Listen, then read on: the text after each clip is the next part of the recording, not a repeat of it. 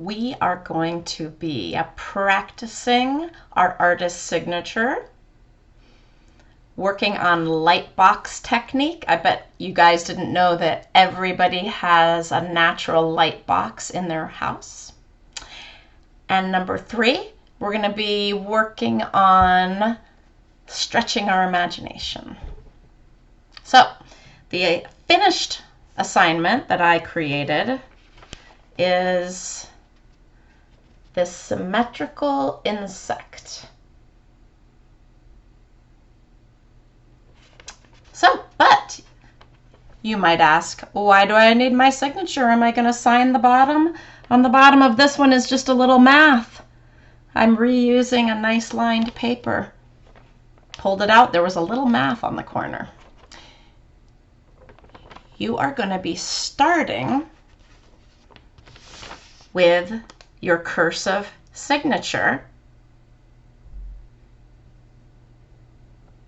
Now I know that we worked on signatures in 4th and 5th grade. You may forget, you may need a little, you may be a little rusty with your signature.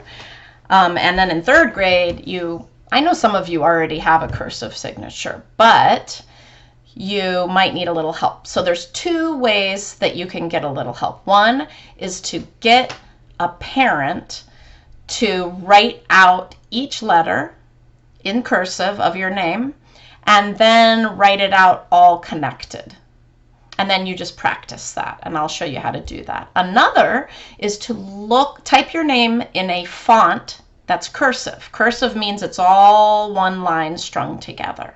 Okay, and then practice by copying that. And what I want you to do is fill up your paper with your signature, just experimenting, getting it the way you like. So I'm going to use Expo marker on my whiteboard, but I want you to practice with pencil. You don't have to erase, just make a whole bunch of signatures on a piece of paper. You can just use a lined paper. Or you can use the back of, whatever paper you're going to use for your finished project. But with your finished project, it needs to be on not too thick paper. So don't get your nice drawing paper out for this project. You need thin paper, like printer paper or lined paper. So if I'm just looking at my last name in print looks like this: C-A-I-R-N-S, Karen's. Okay? But in cursive, it looks a lot different. So this C has a little curve and it comes down. And the A goes up a little bit, then back. Any circle letter always goes up like a wave, like an O. It goes up like a wave, but then it comes back down, and an O looks like that. It goes up like that. A would go down. Then the I, it just goes up and down. Now I'm not connecting them, but eventually you have to connect it for it to be cursive. The R, oh, forgot my dot. The R goes up a little higher on the first line and then down like that. So what I'm just doing here is I'm showing you how to break down your signature and then connect it all together once you're comfortable with each letter. Once you have done that once, I want you to try to write your signature many, many times so that it goes fast and you feel comfortable and it's fluid. You can use your last name. You can use your first name.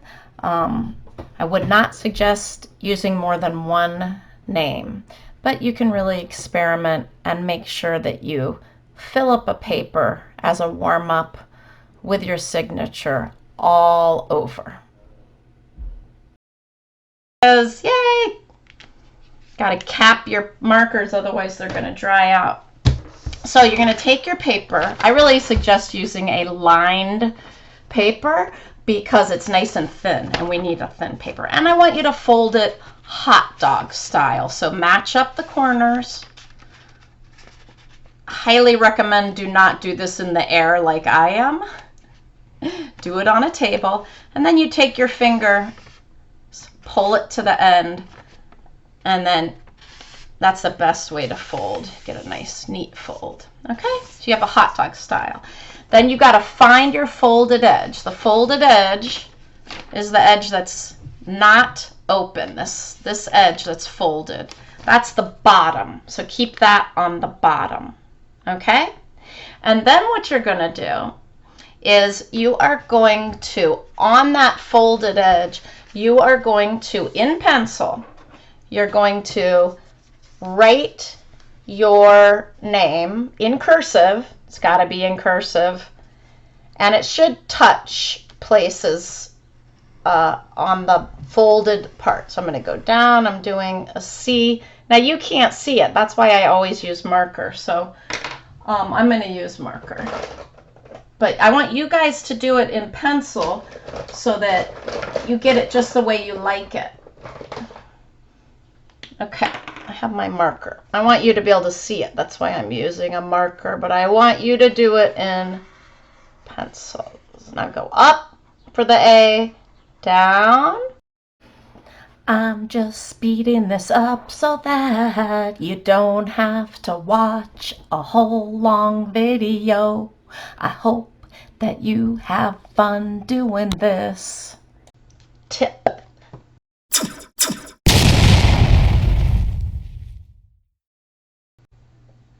Find a window that you can easily access, and then just turn your paper over, press it against the window with spider fingers, and this is when you really want to remember that slow and low. That is the tempo. If you want to be neat, you gotta go slow.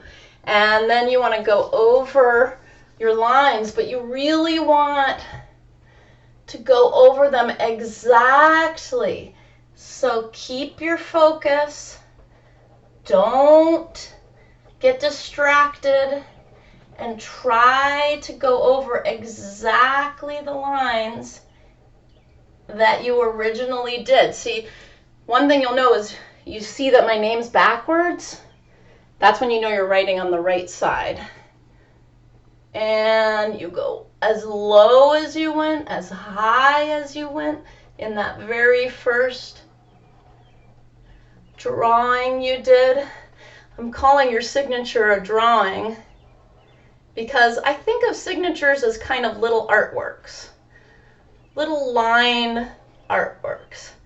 So I'm doing my whole signature, but sometimes I stop and start just to make sure I got it. Don't forget any dots. Okay, so now when I open it up, it looks like the beginning of an insect, I think. So now I have my symmetrical signature drawing, and I'm just going to look at it. I think this side is a little thicker, so I'm just going to go over the other side to neaten it up. I see I have some smudges. It's probably from going slow in my demonstration. You may or may not have smudges. Once you color it in, you won't notice any little mistakes, but whatever you add, you might want to make it symmetrical. I'm going to show you how to do these little insect legs. So one thing that I like to do is I like to look at the points that it looks like there may be a leg coming off of it, and I like to start off with a little circle, and whatever I do on one side I just do on the other. Then legs taper and they get more narrow as they go away from the body, and they also change direction at joints. I'm pretending this is a joint like a knee, so I'm going to change direction, and it's really a very skinny triangle. I don't have to make them symmetrically aimed. It's kind of fun. I don't know why, I just love symmetry, but you don't have to. I'm going to change the direction, just make a line. So now that looks like might be crawling somewhere. And then the last line is kind of a foot, the little bottom part. Okay? And then if you want to make these little hairs on there, you just take your marker and you just angle it, and you actually just use your marker as a stamp. And you just stamp. I just like to do it on the thickest part, and then when I do my other one, I pointed down. Pay attention to where you're pointing your marker if you stamp it. And so I'm going to do the same thing on this leg. I'm just pointing it down. You guys should do what you like. Okay, now I have all those. I have antenna. You might see you have natural antenna, and then it's time to color it in. Once you have completed outlining your symmetrical signature creature and adding any legs that you want to add or arms, you're done with part 1. Give yourself a big pat on the back. Go get a snack. Do out something else that's fun. Go on a bike ride.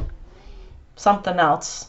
And then we're ready for coloring in part 2.